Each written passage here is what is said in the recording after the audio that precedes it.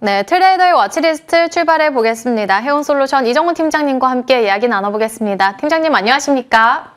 네, 안녕하세요. 반갑습니다. 네, 먼저 첫 번째 특징주로는 SK 이터닉스 체크해 볼 수 있겠는데 이번에 KKR 쪽으로 매각된다라는 소식도 있었고 사실 오늘 SK 이터닉스뿐만이 아니라 증권 관련해서 SK증권도 강한 흐름을 나타내고 있는데 SK그룹주가 오늘 또 전반적으로 강합니다. 전반적으로 강한 데는 이유가 있는 건지 아니면 개별적인 모멘텀으로 봐야 되는 건지 궁금한데 어떻게 보실까요?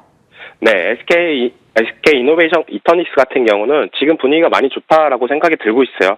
지금 SK그룹 차원에서 어떻게 보면 신재생 에너지 사업부들이 어떻게 보면 띄엄띄엄 있다라고 볼 수가 있는데요. SK이노베이션에도 신재생 에너지 사업부가 있고 SK에코플런트에서도 신재생 에너지 사업부가 있고 SK 이터닉스 같은 경우도 신재생 에너지를 전문적으로 하고 있는 부분이 있었는데 그룹 차원에서는 너무 분산돼 있던 부분이나 이런 부분이 시너지가 잘 안 날 가능성도 있습니다. 하지만 이런 부분을 KKR에다가 어떻게 보면 인수를 시킨 다음에 합작 범위들을 만들 경우에는 어떻게 본다면은 현금 확보 그리고 재무구조 개선 그리고 어떻게 보면 신재생 산업이나 이런 부분이 더욱더 탄력성을 받을 가능성은 있지 않나라고 생각이 들고 있고 최근 들어서 다시 한번 이제 태양광, 풍력 관련주들이 어떻게 보면 다시 한번 고개를 들면서 상승에 대한 기대감 그리고 미국 정책과 맞물리면서 어느 정도 신재생 에너지도 탄력을 받고 있기 때문에 어떻게 보면 지금 시장에서 딱 맞게 어떻게 본다면 효율적인 운영을 하려고 하고 있지 않나라는 기대감 이런 부분이 맞물리면서 오늘 장에서 SK 이터닉스가 급등을 하고 있다라고 생각이 들고 있어요. 그렇다고 본다면 지금 자리에서 우리가 이 종목을 들어가야 되냐 말아야 되냐 이런 고민을 하시는 분들도 많을 거다라고 생각이 드는데요. 저는 너무 이슈가 나왔을 때 따라 들어가는 전략보다는 조금 더 안정화가 될 때 들어가시는 전략이 낫다라고 생각이 들고 있습니다. 지금은 또 20%가 넘으면서 이제는 또 신고가 갱신 부분까지도 올라가는 만큼 오늘 장에서 들어가시는 것보다 연휴 끝나고 나서도 이 이슈가 계속적으로 나와준다고 본다면 그때도 들어가도 괜찮으니까 오늘 장에서는 조금 더 지켜보자라고 말씀을 해드리겠습니다. 분명히 좋은 모멘텀들을 갖고 있는 SK 이터닉스가 되겠지만 오늘 시장에서 워낙에 20% 이상의 급등을 나타내는 만큼 관련한 이슈가 끝까지 설 연휴 이후에도 지속이 된다면 그때 다시 한번 두고 보자라고 말씀해 주셨습니다. 두 번째 특징주로 넘어가 본다면 이번엔 대신증권을 볼 수 있겠는데 물론 신고가 경신에 대한 기대감도 계속해서 있고 신고가 경신 나오고 있고요. 상법 개정안에 대한 이슈까지 반영되고 있는데 거기에 더해서 대신증권의 경우에는 비과세 배당까지 한다고 하는데 자사주까지 소각을 한다고 합니다. 이렇게 주주 환원책에 신경을 쓰는 데는 이유가 다 있겠죠? 네, 증권주 같은 경우는 어떻게 보면 계속된 실적에 대한 기대치나 이런 부분이 계속적으로 올라가고 있다라고 생각이 들고 있어요. 우리가 흔히 지수가 올라가면 증권주한테는 좋다라고 볼 수가 있고 요즘에 계속적으로 얘기가 나오는 게 어떻게 보면 증권주한테 다 호재로 작용하지 않나 거래량이 계속적으로 늘어나고 있고 어떤 현금 대기나 이런 부분이 늘어나는 부분, 신용 비율이 올라가고 있고 ETF 비용이나 이런 부분이 점차 올라간다는 거는 증권주를 매력을 더욱더 부각이 된다라고 생각이 드는데 요즘 시장에서 계속적으로 얘기가 나오는 게 3차 상법 개정입니다. 근데 여기서 자사주 소각 주도하는 정책 이런 부분이 나와준다고 본다면 어떻게 보면 시장에 한 번 더 불을 붙인다라고 볼 수가 있고 증권주 같은 경우는 어떻게 보면 기존에 계속적으로 올라가줬던 도국증권, 신영증권 이런 종목들까지도 전체적으로 올라가주면서 기대감을 만들고 있지 않나라고 생각이 들겠습니다. 하지만 증권주 중에서 대장주는 미래에셋증권이다라고 생각이 들고 있어요.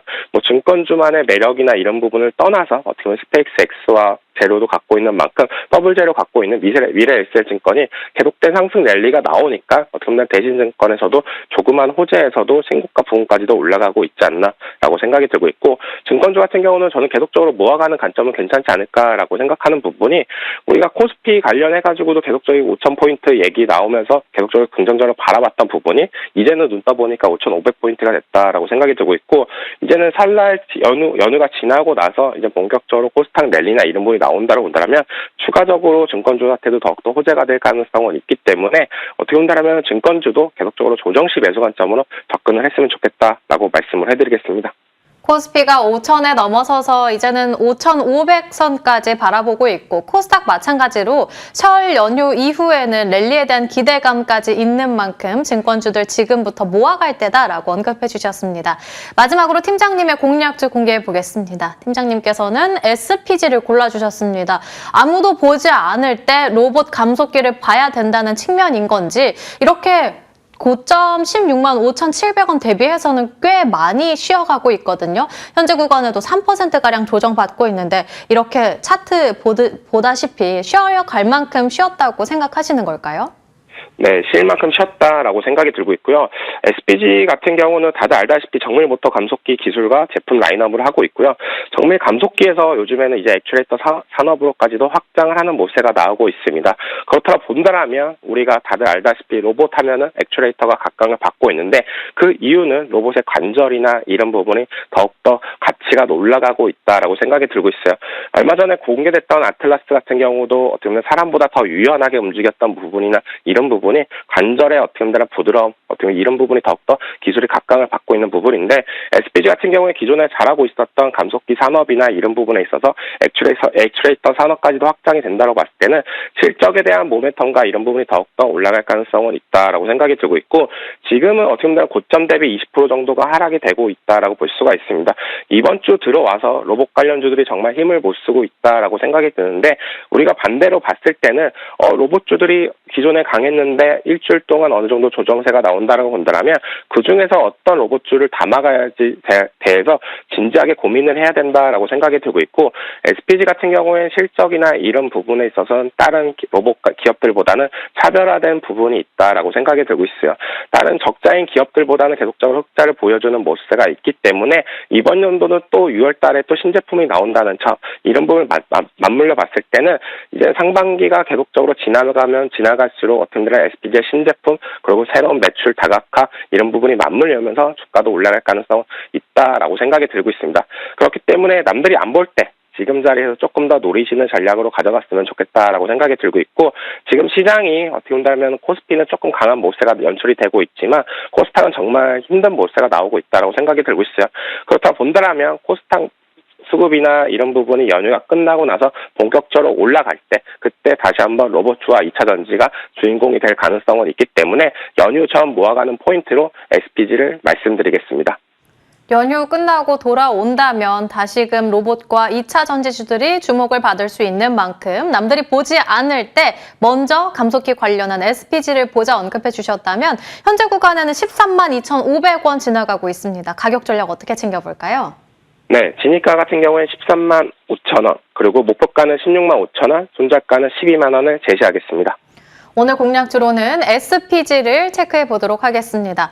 오늘 시장 좀 엇갈리고 있습니다. 코스피는 현재 구간에는 0.5%대 하락하고 있는 반면 코스닥은 심지어는 2% 넘게 하락을 하고 있습니다. 현재 구간에는 1099선 지나가고 있는 이 과정 속에서 설 연휴 전의 전략들 어떻게 챙겨보는 게 좋을까요? 네, 지금 시장 같은 경우는 미국 시장 같은 경우는 엔비디아 실적 발표 전까지 AI 공포론에 대해서는 계속적으로 이어질 가능성은 높다라고 생각이 들고 있고요. 근데 반대로 국내 증시는 AI 공포론보다는 하드웨어 수혜 예상으로 반도체 투톱이 강한 모세가 연출이 되고 있다라고 생각이 들고 있어요. 전반적으로 반도체 관련 종목들은 연휴가 끝나더라도 계속적으로 시세 탄력을 이어나갈 가능성은 높기 때문에 반도체 투톱을 들고 계신 분들이라면은 지금 파시는 전략보다는 계속적으로 보유 관점으로 들고 가시고 1분기 실적 발표 때 그때 결정하시는 게 좋지 않나라고 말씀을 해드리겠습니다. 왜냐?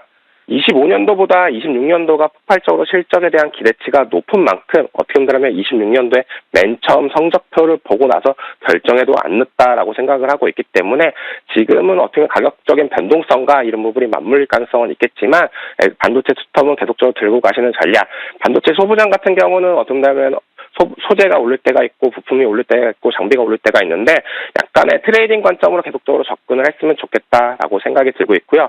지금 코스닥 시장이 코스피 대비 너무 약한 모세가 나오고 있는데 우리가 그래도 1월 달에서는 코스닥이 어느 정도 강한 모세가 연출이 됐다라고 생각이 들고 있어요. 그런 흐름이 연휴 앞두고 나서 조금 약해지고 있는데 연휴가 끝나고 나서 본격적으로 코스닥에 대한 수급 기대가 될 가능성은 있기 때문에 코스닥 관련주들이 조정 들어올 때 조금 더 지켜보자라고 말씀을 해드리겠습니다. 반도체 투톱은 물론이고 코스닥의 이 설 연휴 이후의 수급까지도 기대해 보도록 하겠습니다. 해운솔루션 이정우 팀장님과 함께 이야기 나눠봤습니다. 오늘 말씀 감사합니다. 감사합니다.